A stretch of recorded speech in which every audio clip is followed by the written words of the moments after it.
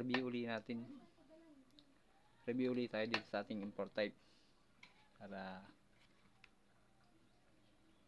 yung ibang hindi pa nakakakita na ito, yung mga nagtatanong pa rin ng yung sukat saka kung paano ko binuo.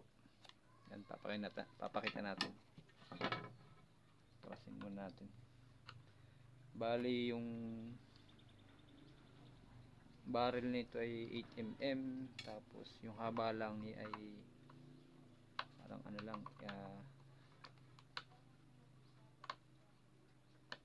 18 inches. 18 inches lang. Tingnan natin.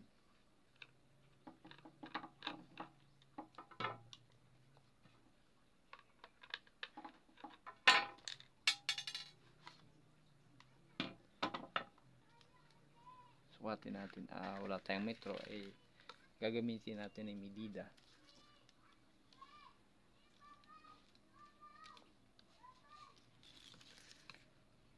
Yan pala, hindi pala 18, 20 lang. 20.5 inches yung barrel na yun.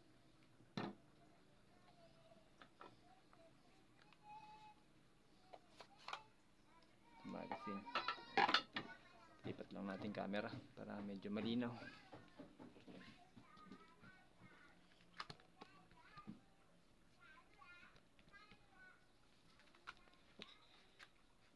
Tapos kasi natin ito.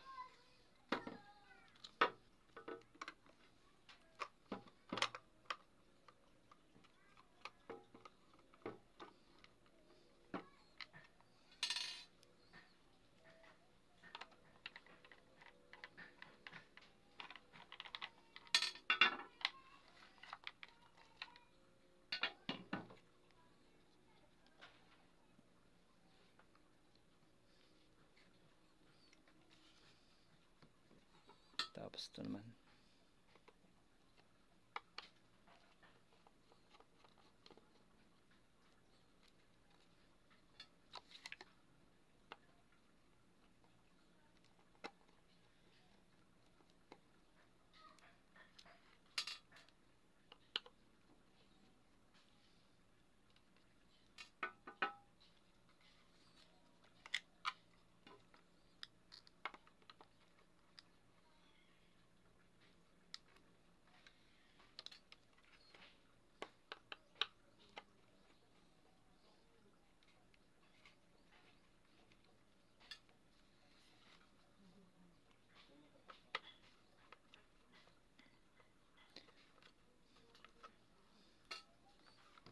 Bali, sa mga nagtatanong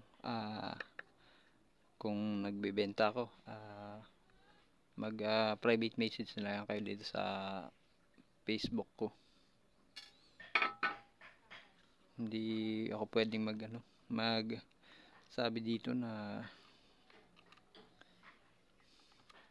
gawa ng hindi ako nagbibenta sa channel ko.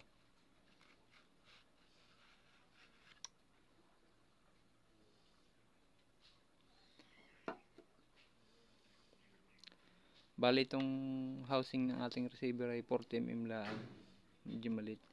Mas magandang gagamitin natin ay sinlaki rin ito, 50mm. 40mm na ito, maliit. Lumalabas yung pumipick up ng bala, nakalabas. Kapag 50mm ang ating ginamit, yan, hindi siya labas. Hindi mahirapan pagpasok.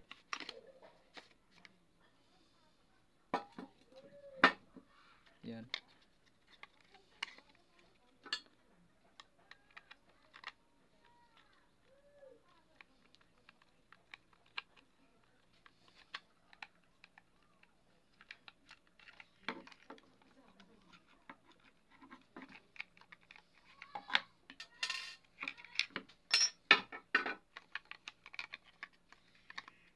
Ito yung sinasabi ko, mahirap pagpasok. Ayan.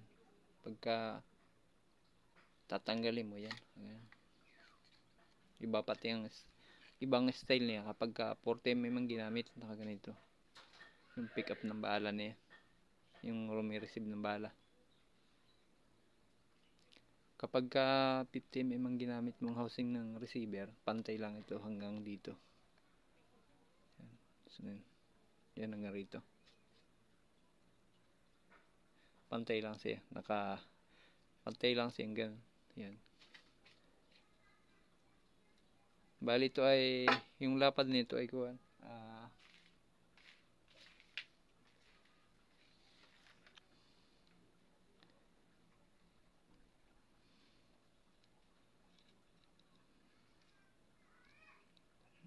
Saan yun? 9 pala. 9mm. Bali 9mm. Yan. Bali 9mm yung lapad niya. Pagka 50mm na ganito yung housing ng receiver, ang gagawin ninyo ay pantay to. Ayan, nakaganto siya. Ganyan, hanggang dito. Pantay, hindi nakababang ganyan. Kaya ito nakaganito ay mahirap siyang ipasok pagka pinantay. Pag pinantay ko hanggang dito, tuwid siya, hindi nakaganto. Hindi maipasok dito. Yan. Kailangan yan. Ibababang ganun para pumasok. Yan, para pumasok siya. Yun, nalabas dun. Yun, para pumasok. Bali, ang haba na ito ay yan.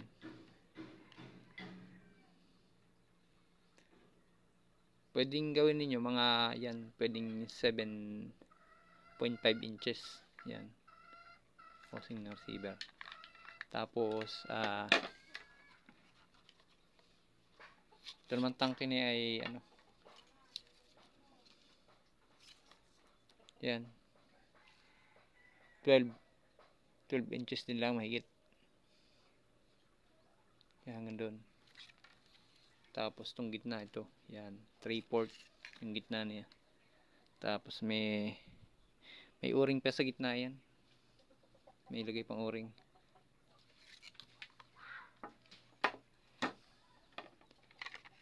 Tapos ito naman, yan, 3/4 to. Ito yung exhaust niya. Yan. Susunog na.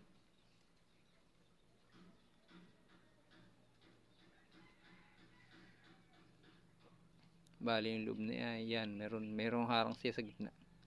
Para hindi lumampas yung ating bulitas, yung ating bearing.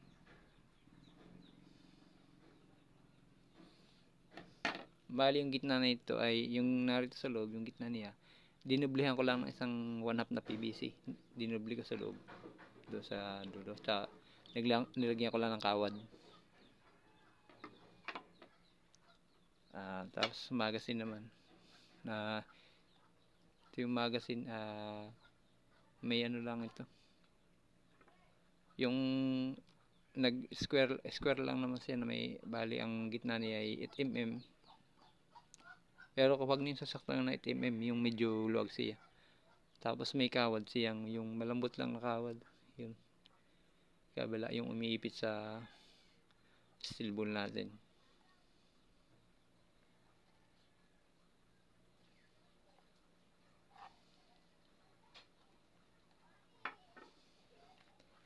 Bali, ang lapad lang nito ay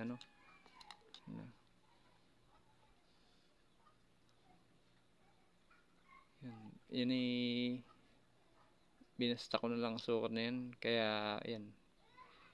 Conforme naman sa gagawin niyo kung gusto niyo mga 3 inches o 2.5 inches. Yan. Tapos yung haba niya, hindi ko masyadong hinabaan. Yan. Bali, ano lang ito. 12 lang laman.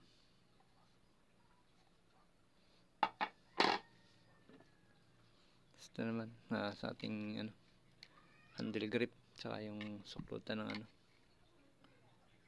Saklutan ng magazine. So yung igniter natin ay yung sa burner. Yun lang. Yun.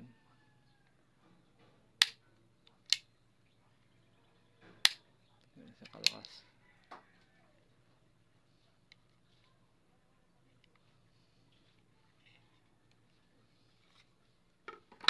Tapos ito.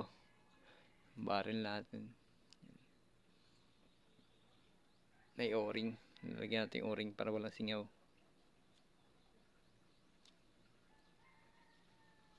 Bali ito. Pag sa ating housing ng barrel, yan pwede. Mas maganda yung 40mm para babagay sa ano. Pangit pagka medyo malaki ang ano. Para sa akin, pangit. Pero kung kayo bahala na kayo kung anong gusto niyo laki ng housing ng barrel. Yun na sa akin. Yun. Tapos sa next kong video nga pala, bubuli tayo ng ganito. Import type uli. Nag-ipon lang ako ng mga gagamitin. Walang budget. Budget naubos sa paggawa ng isa kong laruan. Nung isa kong short video ko naroon. Tapos sa rin sa bukid gasto sa pang ating fertilizer. Yan. Ito nga palang na ito, yung dito 3/4 yun. 3/4. Tapos spring nito ay napulot ko lang ito sa laruan nito sa pellet gun. Medyo pinaluan ko lang, medyo binuk ako para magkasya sa 1/2. 1/2 ito. Yan, 1/2. Tapos dito sa gastang tayo. Gastang ko ay 3/4. Tapos itong ating ito ay sa butane.